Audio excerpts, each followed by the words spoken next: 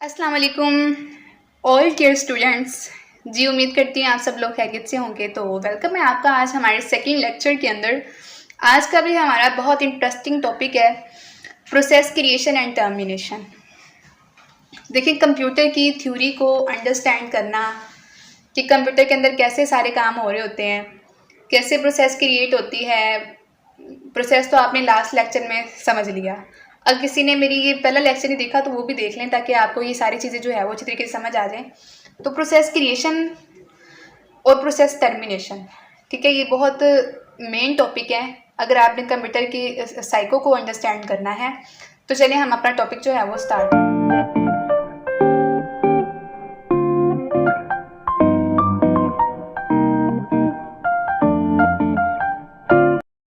इसे कहते हैं process creation is the act of generating a new process. ये एक ऐसा अमल होता है, एक्ट होता है जो जनरेट करता है, जो बनाता है, ईजाद करता है एक नए प्रोसेस को इन एन ऑपरेटिंग सिस्टम, किसी भी ऑपरेटिंग सिस्टम के अंदर, ओएस के अंदर।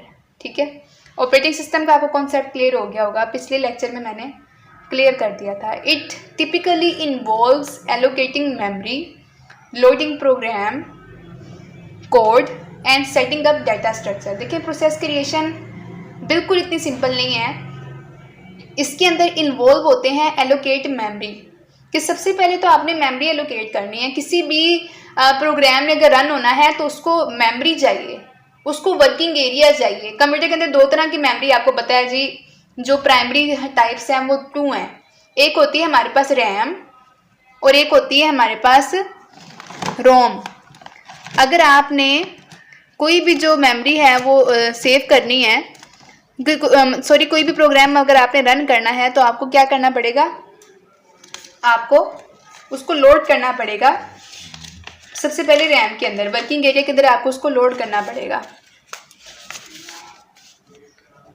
वर्किंग एरिया हमारा होता है रैम, रैंडम एक्सेस मेमोरी।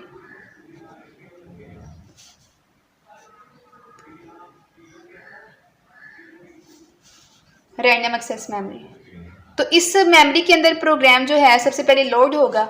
जब इसके अंदर ये पहले सबसे मेमोरी जो है वो एलोकेट करके देगा। और सेकंड क्या होता है कि लोडिंग प्रोग्राम कोड, फिर उसका प्रोग्राम कोड भी लोड करना। देखिए, कोई भी प्रोग्राम अगर वहाँ पे चला गया ना तो उसके अंदर उसका सारा प्रोग्राम उसने लोड करना होता है। वो ये भी मतलब इसमें भी असाइन ही करनी होती है, मेमोरी के अंदर सारा प्रोग्राम लोड करना होता है। मतलब एक आपने प्रोग्राम देखा, फर्ज करें वो 52 KB का है, ठीक है। तो कंप्यूटर इस प्रोग्राम को देखकर सबसे पहले तो आपकी जो ये रैम है यहाँ पर वो उसको मेमोरी जो है वो एलोकेट जो है वो उसको दे देगा कि भाई ये आपकी मेमोरी है। फिर मेमोरी तो आपको मिल गई। जैसे आप फर्ज कर लें कि किसी बंदे ने घर चेंज करना हो तो पहले तो वो एक घर ढूंढेगा ना, एलोकेट कर लेगा, मालिक बन जाएगा घर का मालिक बन गया। अब ये जो 52 KB के अंदर जो जो उसका कोड पड़ा हुआ है, डाटा पड़ा हुआ है, उसको इसने इसके अंदर लोड करना है। And setting up data structure, और डाटा स्ट्रक्चर को भी सेटअप करना। डाटा स्ट्रक्चर का एक बहुत बड़ा कॉन्सेप्ट है।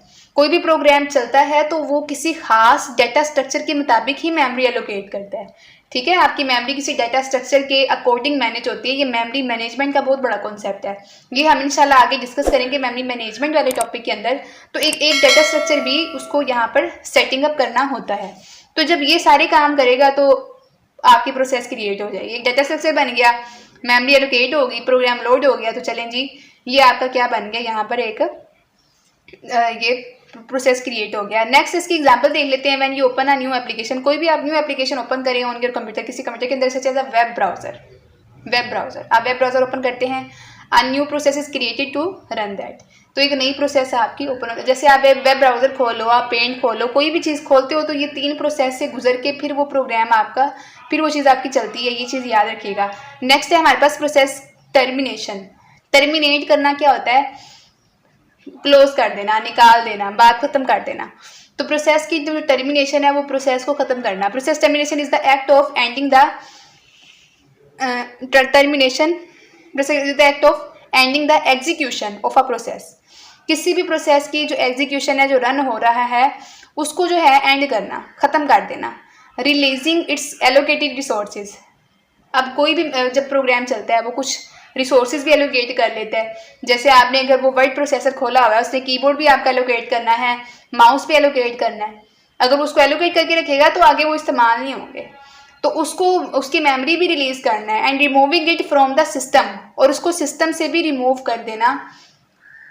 सिस्टम से रिमूव कर देना का मतलब ये होता है कि जो उसकी विंडो शिंडो खुली हुई है, जो उसने मेमोरी ली हुई है, सब कुछ करके उसको बंद कर देना।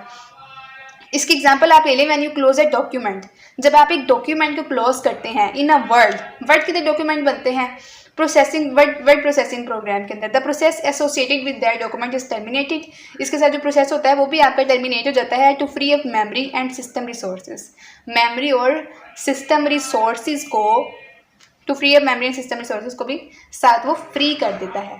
ठीक है, तो ये था हमारा सेकंड लेक्चर। हम कल के लेक्चर में इंशाल्लाह मजीद स्टेप बाय स्टेप पूरा ऑपरेटिंग सिस्टम जो है वो स्टडी करेंगे। अगर आपको वीडियो पसंद आई है तो वीडियो को लाइक लाजमी करना है। अपने जो ग्रुप्स हैं, स्टडी ग्रुप्स हैं आपके पास, आपका दोस्त है, उसको भी शेयर करें। इंशाल्लाह सीरीज़ के अंदर पढ़ेंगे आप तो ज़रूर आपको हर चीज़ समझ आएगी। तो ओके, अपना बहुत सारा ख्याल रखें, दुआओं में याद रखें। मैं आपकी टीचर मैम निदा। अल्लाह हाफिज़।